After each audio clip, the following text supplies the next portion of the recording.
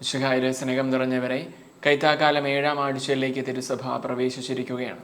വായിച്ച് കേൾക്കപ്പെടാൻ പോകുന്ന സുവിശേഷ ഭാഗം മത്തായിയുടെ സുവിശേഷം 6-ാം അധ്യായം 19 മുതൽ 24 വരെയുള്ള തിരുവചന ഭാഗങ്ങളാണ്. 2 ഭാഗങ്ങളായിട്ട് ഈ സുവിശേഷ ഭാഗത്തെ നമുക്ക് വ്യാഖ്യാനിക്കാം.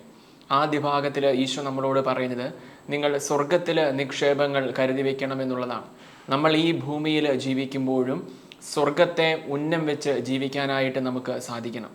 നമ്മൾ ഈ പറയുന്ന വിശുദ്ധരും വാഴ്ത്തപ്പെട്ടവരും എല്ലാവരും ഈ ഭൂമിയിൽ ജീവിച്ചത് സ്വർഗത്തെ ഉന്നം വെച്ചുകൊണ്ടാണ്. സ്വർഗം കൊതിക്കുന്ന ജീവിതങ്ങളായിട്ട് ഭൂമിയിൽ ജീവിക്കാനായിട്ട് നമുക്കെല്ലാവർക്കും സാധിക്കണം. നമ്മൾ ഈ ഭൂമിയിൽ ജീവിക്കുമ്പോഴും നമ്മുടെ കാലുകൾ ഈ ഭൂമിയിലാണെങ്കിലും നമ്മുടെ നോട്ടം സ്വർഗത്തിലായിരിക്കണം. നന്മകളാലും സുഹൃതങ്ങളാലും ഒരു പറ്റം നിക്ഷേപം സ്വർഗത്തിൽ കരുതി വയ്ക്കാനായിട്ട് നമുക്ക് സാധിക്കണം. നമ്മളെല്ലാവരും ഈ കാലഘട്ടത്തിൽ നമ്മുടെ ചുറ്റുപാടുമൊക്കെ ഇങ്ങനെ വസ്തുവകകളും സാധന സാമഗ്രികളും സൂക്ഷിച്ചു വയ്ക്കാനും സ്വരുക്കൂട്ടാനുമുള്ള തിടുക്കത്തിലാണ്. മരണപ്പെടുമ്പോൾ ഇതൊന്നും കൊണ്ടുപോകാനായിട്ട് നമുക്ക് സാധിക്കില്ല. പകരം സ്വർഗത്തിലാണ് നിക്ഷേപങ്ങൾ. ഈശോ നമ്മളെ കൈനീട്ടി സ്വീകരിക്കും.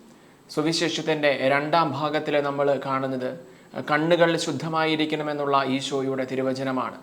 നൈർമല്യമുള്ള കാഴ്ചകൾക്ക് വേണ്ടി വാശി പിടിക്കുന്ന ഒരു പറ്റം മനുഷ്യരായിട്ട് മാറാൻ നമുക്ക് സാധിക്കണം.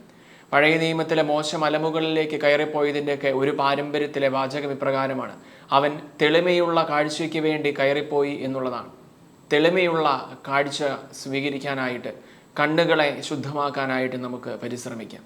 വിശുദ്ധ നമ്മെ സമൃദ്ധമായി അനുഗ്രഹിക്കട്ടെ.